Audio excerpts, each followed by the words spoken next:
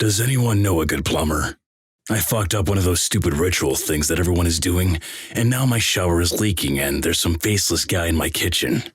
My landlord comes tomorrow and he's going to kill me, especially because I also have a cat and I'm not even supposed to have pets. It all started when I was drunk messaging a girl on Tinder, and she said that the only way we would meet up was if I did this weird ritual thing where I summon a ghost or some shit. I think she called it mea culpa or something. Actually, her exact message was,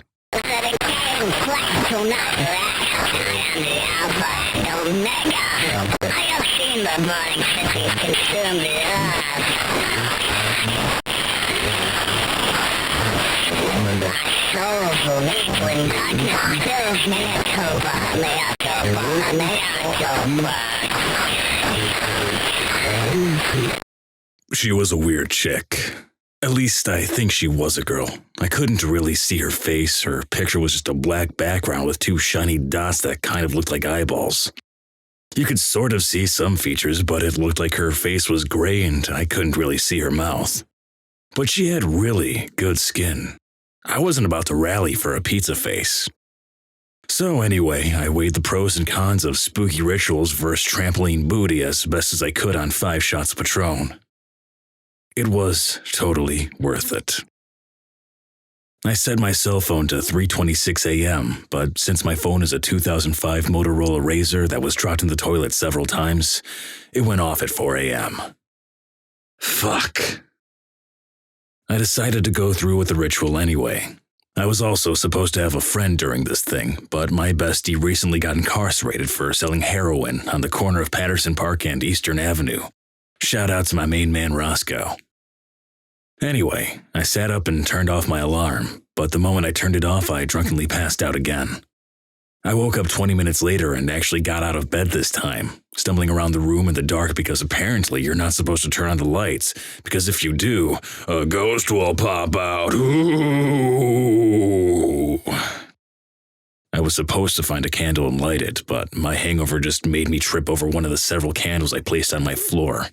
Eventually, I gave up and flipped the lights on, grabbing a candle from my desk. I squinted out my window to see what my ghetto Baltimore neighborhood looked like at 4:20 a.m. The street was empty except for some rando wearing a black robe and a giant pointy black hat. He was staring up at me through the window. I couldn't really see his face. You know, Baltimore has gone to the fucking dogs. First gang wars, now an updated KKK. For God's sake. I lit the candle and looked at my phone. I was supposed to knock on my bedroom door 66 times, the 66th knock timed on the 406. But since I had fucked everything else up, I just did a shave and a haircut. Knock and then walked into my hallway. My bedroom door is opposite the stairs, and looking down that dark stairwell was pretty spooky. I thought I saw something move on one of the lower steps. For the next step, I was supposed to close my eyes and walk forward while chanting, mea culpa, mea culpa, mea culpa, which is Italian for my culpa, which is probably some kind of shitty Italian car. I tried to close my eyes and walk forward while talking about Italian cars, but my cat Fish Sticks ran under my feet and I ended up tripping over him and falling down the flight of stairs. At some point, the stupid candle went out as I flailed down the stairs, but I was too concussed to care. I rolled up from the ground, groaning, and decided that I would just continue to go through the motions, which meant hiding in a closet and waiting for the ghost to play hide and seek with me. I chose the kitchen pantry because I had some open potato chips in there, so I made my way back. As I stumbled, I heard several soft whispers behind me. I spun around, hoping that I was right about Fish Sticks knowing how to talk, but there was no one there. Except for the figure standing in the corner. I stopped, blinked, and it was gone. I really needed to lay off the Patron. As I honed in on the closet, the alcohol and concussion finally caught up with me, and I stumbled to a stop, doubling over and vomiting watery Patron all over my kitchen floor. Fuck. My ass was landlord grass. The hellish combination of alcohol, concussion, post-vomit, and a looming eviction notice caused my emotions to go haywire, and I unleashed a violent sob, mucus and tears rivering down my face. I heard a noise outside the kitchen.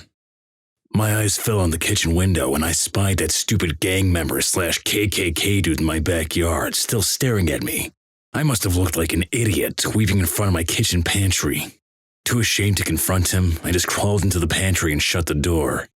It was so cold in there it damn near froze my man-titties off. My air conditioner was probably broken.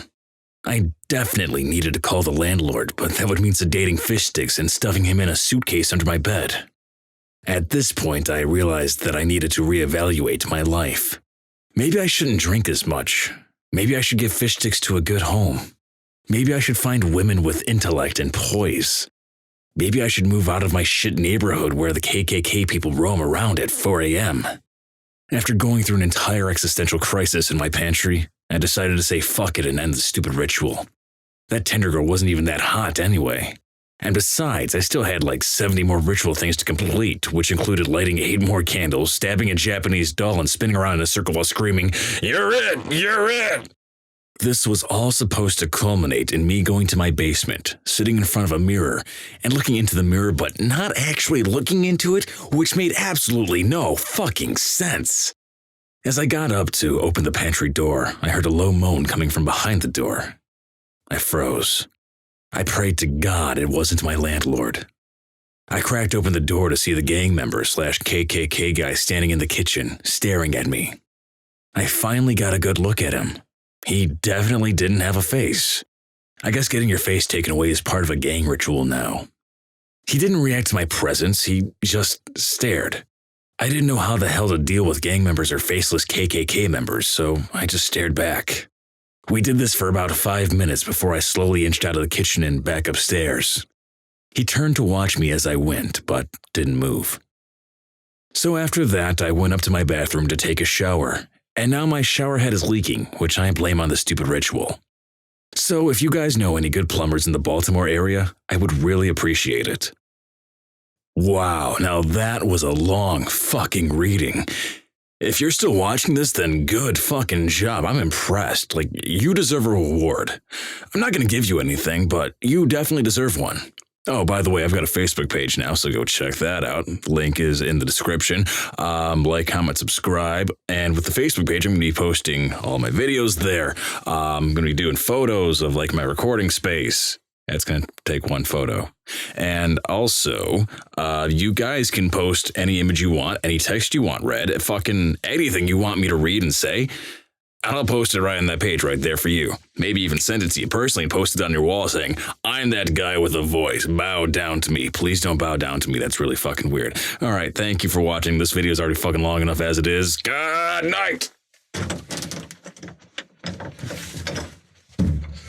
Well, really, it's good afternoon because I'm posting this at like 2 p.m., but I recorded this at like 3 in the morning, so yeah. Ow, finger stuck.